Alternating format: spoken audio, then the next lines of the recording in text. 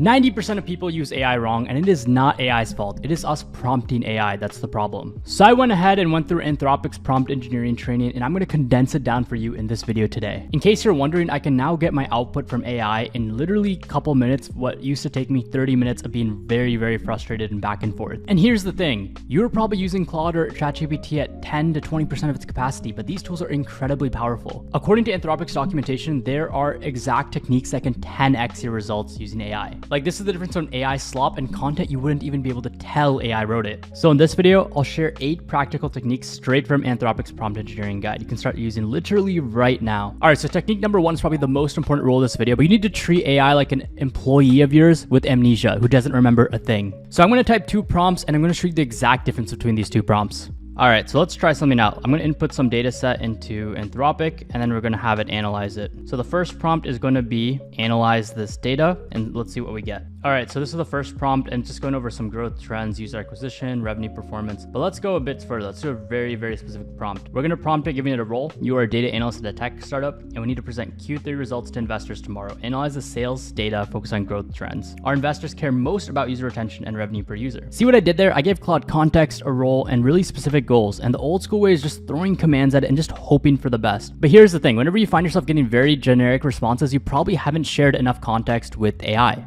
I discovered this first when I was working with Claude to try to generate some newsletter copy. I realized I was getting a lot of AI buzzwords and it wasn't very practical. So I switched it to give a bit of context, who my audience is, what role I wanted, what was the action I wanted from it, and what content I wanted. This completely changed the game and made the content much better. Tip number 2 involves learning about XML tags. If you don't know what XML tags, don't freak out. I'm going to show you exactly how to use these. This is a technique I just discovered, and my success rates with AI my first try has improved so much. All right, so let me show you a quick demo on the screen of how this looks like. So XML tags are pretty much like this. You talk about the content, you talk about the task, and then you put the requirements, and you have this opening and closing based on where they are. So it doesn't, the purpose of this is so it doesn't confuse the context for the task or the requirements for the task, and it's very clearly delineated here. So in this case, the context is I run a YouTube channel for professionals wanting to learn AI. Write a newsletter for me about AI tools coming out, and the requirements are 300 words max, conversational tone, 1 actionable tip, and end with the questions. Let's see how this goes. By the way, I should probably have made a new chat, but I'm going to use the old one, so now the context is a bit messed up. Let's see how this works. This is honestly pretty solid. I would probably change a few buzzwords out, like game changers. I think it sounds a bit too AI-like, but this is pretty solid. I feel like this is probably something you'd actually see on newsletters. This is great because you're not going to go back and forth with Claude multiple times. You won't be like, oh, I need 300 characters. Oh, I need 500 characters. Or you could be like, I want a conversational tone versus a more professional tone. All of this needs to be stated, and all of it needs to be delineated with these tags to showcase what's the context, what's the requirements, what's the tone. All right, so technique number 4 completely changed the game for how I use Claude for more complex problems. And it lets it think step by step throughout problems and be very transparent about it. So here's the thing, whenever I gave a very hard math problem to Claude, it kind of just spit out the answer. I didn't really know if it was right or wrong at the time, and I didn't really get to see its work to even validate it. But then I discovered in the prompt for all these AI tools, you can just say, hey, think step by step and show me what you're thinking. Okay, so let's do a quick demo of how this works. The first one is, what is the sum of all even numbers between 1 and 50? And let's see what it outputs. So with this, you can verify logic and catch any mistakes along the way. This is great for more complex analysis and math problems. Now, technique number 5 is role prompting. Instead of asking Claude to review a contract, you can actually prompt it with a role. You can be like, hey, you're a senior lawyer, look at this contract. I don't recommend actually doing this for legal advice, but it's good to get a good primer before actually going to a lawyer. Okay, so the first prompt is going to be simple. Give me a recipe for a grilled cheese sandwich. And I gave a very simple grilled cheese sandwich recipe, but let's take this a step further. You are a world-class chef serving at the best restaurants. Can you make me a grilled cheese sandwich recipe to serve at a high-end restaurant? Let's see what happens. See how different this is? Truffle melt with caramelized onion, confit, and microgreens. And look at the ingredients difference. See how different it is when you actually assign a role?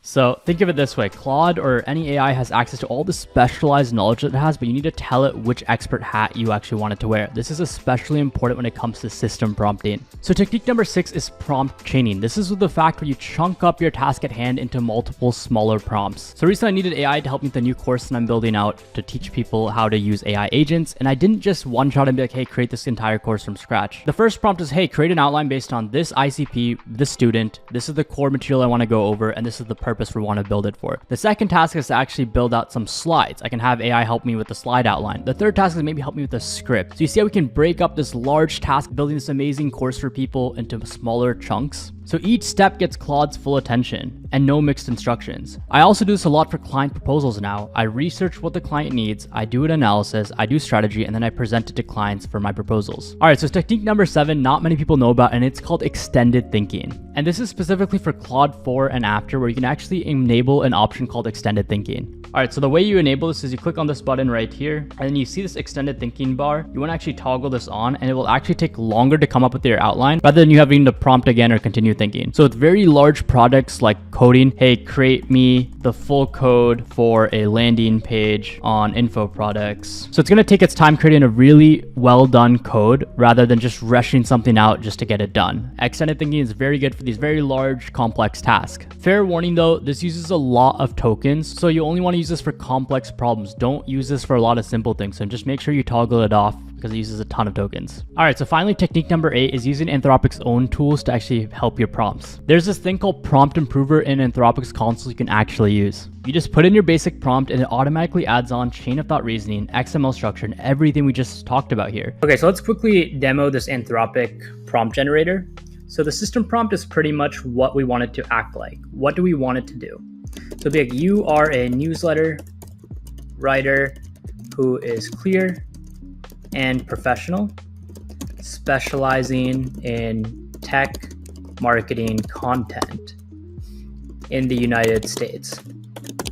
So that's what the job is of Anthropic or the LLM. In this case, we can generate a prompt. So write a prompt for me to go over the latest tech news in San Francisco to send out on a weekly cadence. We could be like, the use case here is to inform the audience about the latest tech releases, and we want it under 500 words with a call to action to visit our site. So we can try this out and see if this works.